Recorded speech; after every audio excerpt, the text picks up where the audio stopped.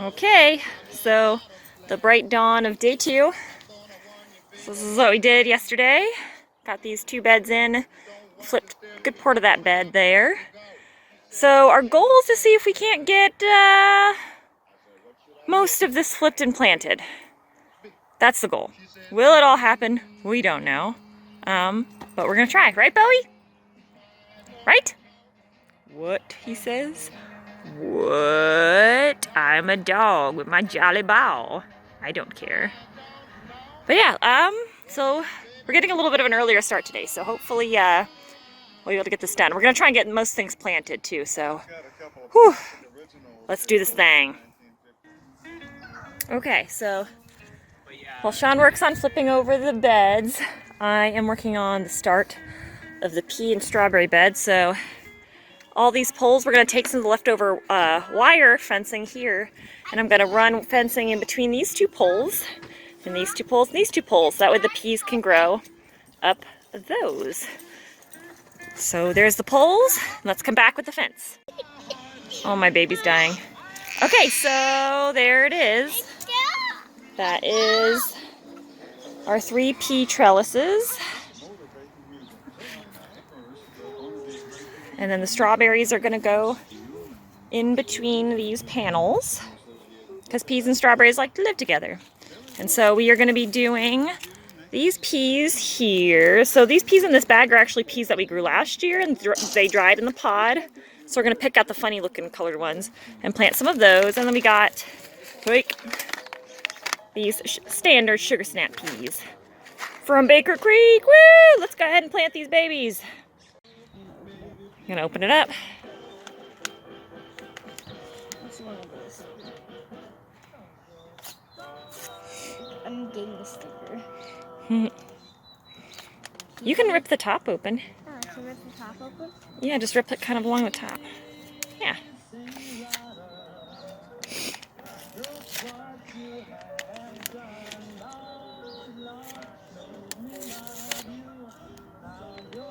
Oh my gosh. You're gonna have to pick up all that little paper then. Okay. Oh, do you drop some? Yeah. Okay. The Do you want to plant this row or this one? You want to do the middle one? Okay. No, this one. Yeah, this middle one right here. So yeah, see the little hole that I made? Yeah, right there. Yeah, that's where they're gonna go. So yeah, there you go. Do one.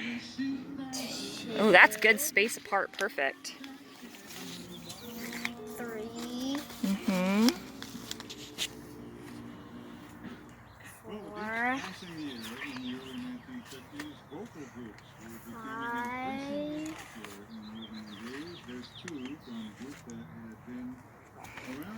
You can step in there. Just one step, okay?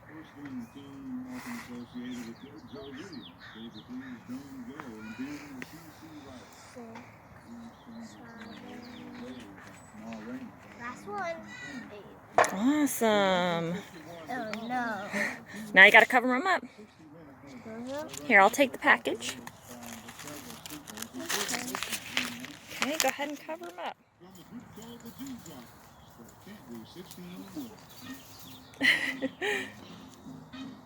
Oh wow, you did that good. Your arms are long. Awesome job, pea planter, dude. All right, I'll plant the other one. We'll fix them. We'll fix your footprints. Don't worry. I'll do it. Okay, yep, fill your footprints in. Nice. Thanks, Guyan.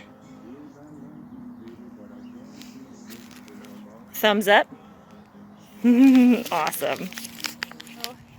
We've got that bed laid down. And then Guyan and I planted this bed. This is our carrot and beet bed. So we've got 3 rows of Littlefinger, 3 rows of Danver carrots, and then 2 rows of multicolored beets. And that's all done. So we were just working down here in what will become the lettuce and cabbage section, and we discovered this ancient nemesis from long ago that we all loved and hated. Fucking lawn netting. So we've decided, rather than, even though as much as we would love to take the time to yank all of that plastic garbage out of the ground, it's just a big pain in the ass. So we are going to go lazy style, and we are going to lay down some cardboard and newspaper here to kill off the grass, and then we're going to load it up with our lovely garden dirt. Okay, so we just got done eating a late lunch. It's like 3 o'clock. And I guess let me show you guys the progress that we have made so far. Dun, dun, dun, dun. This is going to be our lettuce and cabbage bed, which we laid down a big flat roll of paper that Guyan had. So it's like a kid's craft paper. And we had a huge roll of it. So we just laid it down from the top down to the edge. That way we did not have to deal with digging out all of that plastic netting, because fuck that. What else have we done? There's the carrot bed. We planted that. I haven't planted the back bed yet, but I think I'm going to do that because my belly is full of delicious lunch, and I don't want to do any heavy lifting until that's all out of my guts. So I think I'm going to plant that bed right meow. Okay, so the back bed has been planted. You can't tell, but it's been done. So in this corner over here, we planted Chinese Yod Fa broccoli, which is more grown for its stalk. It's kind of like asparagus. And then next to that, I planted purples of Sicily cauliflower. And then next to that, whoops, hold on. Where is it? Oh no, they're stuck together. Okay, and then next to that is this Calabrese sprouting broccoli, and this one's more grown for the flowers. And at the very end of the bed, there, I planted some leeks. Now in between each of the rows, I mean there's 2 rows of the Yod Fa, 2 rows of the cauliflower, 2 rows of the other broccoli, and in between those different varieties, I guess you could say, I planted 1 row of Italian parsley just to break it up, and the companion planted a little bit, so hopefully these brassicas don't feel like they are overwhelmed. All right. Guyan is impatient to work on our lettuce and cabbage bed, so I guess we'll do that next, right, Power Ranger Guyan, gardener? I'm not a real Power Ranger! You're dressed up Yes! again. Okay, sounds good, weirdo.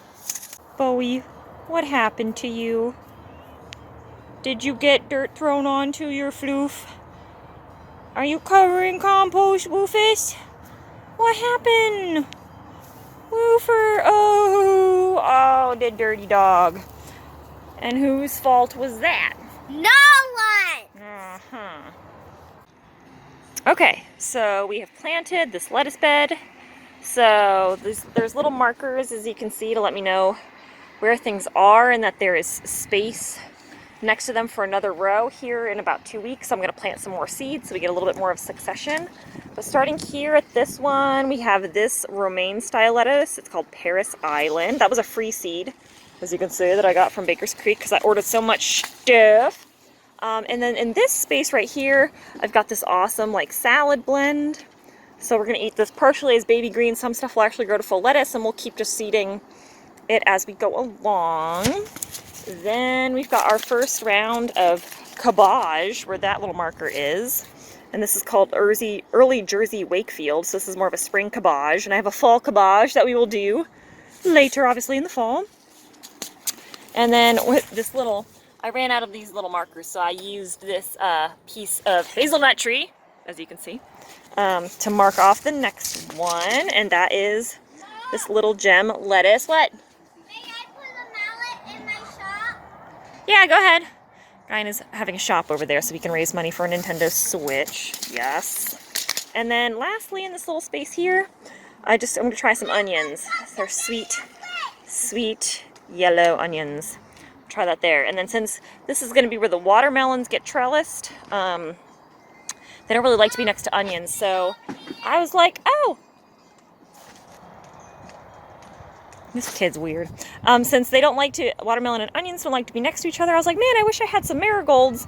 And then I remembered that calendula is a marigold. And I've been breeding calendulas in my garden for a couple of years. So I just transplanted some of the big ones over some of the small ones that were in the way. that could stand to be thinned out anyways. And that's where they live now. So I guess it's, I'm gonna go play sand. okay, honey. Hi, Aiden. And then this will be the corn bed and bean bed here as well. We'll mark that off a little bit better because nothing's going to get planted for another 2 weeks because it's a little early for them.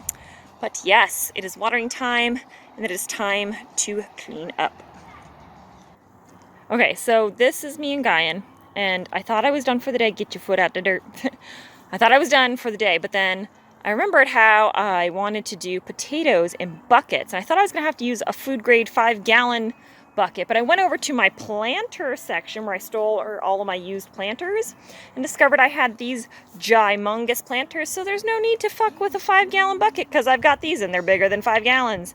So we're gonna put the potatoes in these.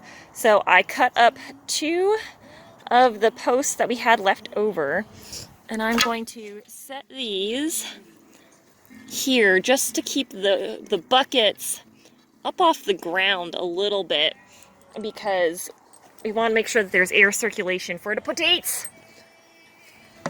And they will just live over here then. So that way when we water them, the water will drain through all nice and shit. And then see this? It will drain out watering your other plant. That's right. So that's where the water will drain out from the potatoes. Potato. All this goofy action with you, kid. Okay, and I also have to say that... What? Yeah, it's just pieces of the weeds that got mixed in with the dirt. It's not anything sprouting yet.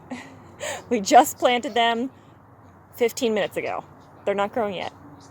But we'll come out almost every day and check, okay? You stop videoing me! Okay, well stop. I was trying to say something about the dog. The dog has been exceptionally good about not stepping on the garden beds. It's almost like he knows.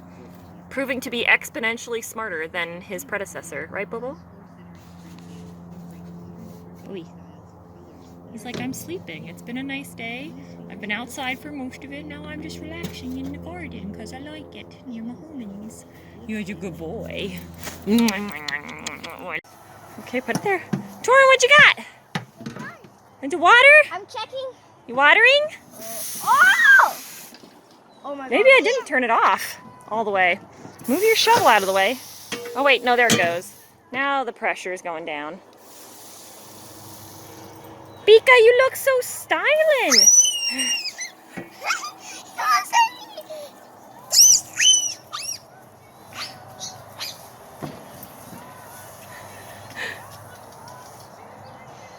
Don't get Daddy's shirt wet, you goober. These are some potatoes that I had that I quite obviously forgot about that have totally sprouted. So I'm just going to take these rather than a good seed potato because they've got a pretty good start on them. And I'm going to put them in those buckets and call it good. It's a potato experiment. So here we are with the first potato bin planted. So we stuck them in there so the little plants are shooting up. There's the ones in that. And I'm gonna cover them until most of the plant material, their little shooters, are covered up. And then as the plants get bigger, I'll continue to add more soil so that they just keep growing up and up, and all the roots will have lots and lots of space to shoot out and grow.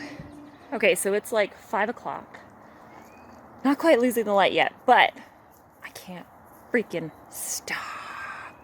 The kids are inside right now. I think they're just unwinding a little bit. Sean's done with working for the day because he's got to do dinner detail, so he's taking a well-earned break from the garden work. But me, I can't stop. I'm all by myself out here now, and it just feels so good to play with the dirt. So, I'm working on this here.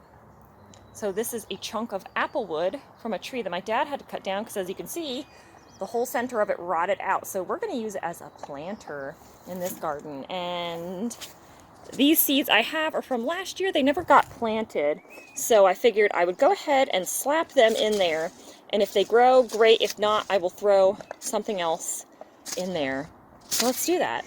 And so I'm starting to put transplant calendulas out of my big bed and put them in on the edges. So let me show you guys, for the sake of funsies, where my main calendula party is, and that is this bed right here. I actually brought most of these seeds down from my old house in Portland 3 years ago and threw quite a few handfuls in, and they took off. So some of them have overwintered multiple times. Other ones, their seeds have just gone and are coming back up. So there's multiple generations in this bed. So I'm thinning out where it's crowding out some of my other things. Like there was a huge one right there. I thinned out so my chives would have some more space. I have a bone set back there, so I took some of the ones that were around the bone set out, so that way that can really grow. Same thing with my Augustache, that way that can grow. My Hyssop, that clary sage right there doesn't give a fuck. It's going to get huge, so it'll be fine. But these are some new genetics I introduced into my group. These are the strawberry blonde calendulas from Baker's Creek. And I don't know if it looks as magnificent to you as it does to me right now, but these are kind of like this creamy, pinky, yellow color, and they're just lovely. They add a little bit of difference, a little bit of spark. Even though I have all kinds of calendulas, as you can see, I've got the yellow with the brown center. I've got orange with the brown center over there. Then I have yellow on yellows, and I have orange on oranges too. So they are fun. They're fun. They're just a happy flower that's always around, never quits, beneficial to bees, bad for crappy insects. So yeah, I'm just gonna I think that's what I'm just gonna do for the rest of the day to finish the garden out. It's just to transfer some of these guys over there, so that way we get some of that beneficial goodness in that garden as well too. All right, I think I'm gonna call it good for this is the end of day 2. What a day. Look at this. Remember what we did all in the beginning, and there was just like 2 beds done. Now they're planted, and we have potato buckets now, and this has been completed and planted, even though we had to deal with that fucking snafu of figuring out what to do about that stupid landscaping lawn netting that's in there. A little buffer of more calendulas. There's going to be calendulas in each 4 corner. I've decided that's happening. That's happening in the 4 corners. And eventually this little section here will also be turned into a bed. This is going to be a squash bed. But that's it for day 2. Thanks for watching. Bye!